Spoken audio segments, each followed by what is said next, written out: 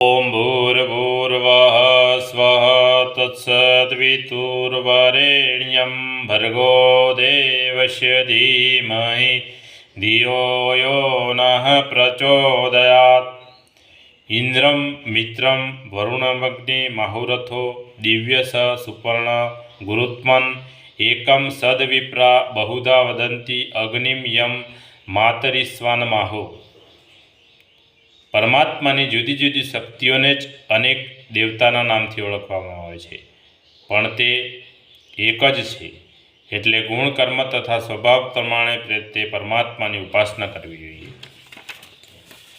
વિદ્વાન લોકો પોતાના જ્ઞાનથી, ચિંતન મંથનથી અને અનુભવથી જાણી લે છે કે પરમાત્મા પ્રત્યેક પદાર્થમાં છુપાયેલા છે. તે સમગ્ર જગતને આશ્રય આપનારા છે.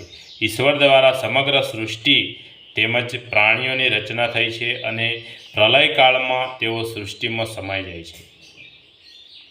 સંસારમાં આસ્તિક અને નાસ્તિક બધા પ્રકારના લોકો રહે છે. જેઓ અનિશ્વરવાદી છે તેઓ પણ માને છે કે કોઈ શક્તિ છે જે આ સમગ્ર સંસારને, લાખો કરોડો બ્રહ્માંડને એક નિશ્ચિત લયથી ચલાવે છે. બુદ્ધિ અને તર્કની કસોટીથી પારખવામાં આવે અથવા શ્રદ્ધા અને વિશ્વાસના આધારે માનવામાં આવે તો પણ ઈશ્વરની સર્વવ્યાપકતામાં કોઈ શંકા રહેતી નથી. તે પ્રત્યક્ષ દેખાતા નથી, પણ દરેક સ્થિતિમાં આપણે તેમનો અનુભવ કરી શકીએ છીએ. શરત ફક્ત એટલી જ છે કે તર્ક કુતર્કના દુરાગ્રહમાં ફસાઈને આપણે સત્યને જૂઠું બતાવવાનો પ્રયાસ ન કરીએ. ઈશ્વર સમગ્ર બ્રહ્માંડમાં સમાયેલા છે. આ સમગ્ર વિશ્વ તેમનું જ સ્વરૂપ છે. પુરુષ ઇવમ ત સર્વમ. આ રીતે ભગવાનની સર્વત્ર હાજરી હોવાનો સ્વીકાર કરી લેવાથી માનવીના આત્માબળમાં વધારો થાય છે. હંમેશા એક શક્તિશાળી, સમર્થ મિત્ર અને સહાયકના સાનિધ્યમાં રહેવાથી પ્રતિભા, ક્ષમતા અને પૌરુષમાં જાગૃતિ આવે છે અને સારા કર્મો કરવા તરફ મનની પ્રવૃત્તિ વધે છે. ઈશ્વરીય સત્તાના દિવ્ય પ્રકાશથી રક્ષિત થઈને માનવી પોતે જ પાપ કર્મોથી દૂર રહે છે. તેને એ ભાન રહે છે કે તે પરમાત્માની દૃષ્ટિથી દૂર નથી અને તેને દરેક સારા કે ખરાબ કાર્યનું ફળ અવશ્ય મળશે. આ રીતે જ્યારે માનવી સત્કર્મોમાં સતત પ્રવૃત્ત રહે છે ત્યારે દુષ્પ્રવૃત્તિઓથી બચતો રહે છે અને દેવતા બનવાના માર્ગે આગળ વધતો જાય છે.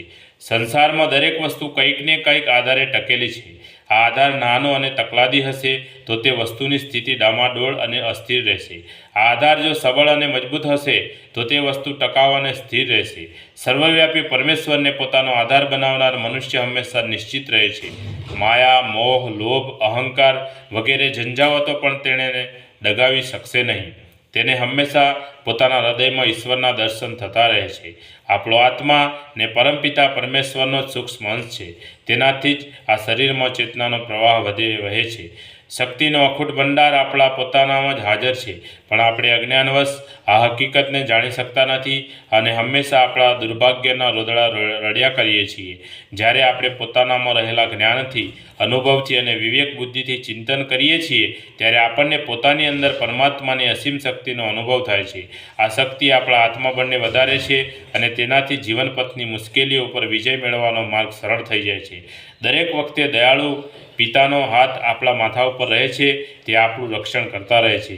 સર્વશક્તિમાન પરમેશ્વરનો આશ્રય જ સાંસારિક તપોથી મુક્ત અપાવી શકે છે. બોલીએ સદગુરુ ભગવાનનો જય. આજ કા આનંદનો જય. આદ્ય શક્તિમાં ગાયત્રી માતનો જય. પોતપોતાના માત પિતાનો જય. કુળદેવી માતનો જય. ઓમ ગમ ગણપતે નમઃ. પાર્વતી પતય હર હર મહાદેવ હર.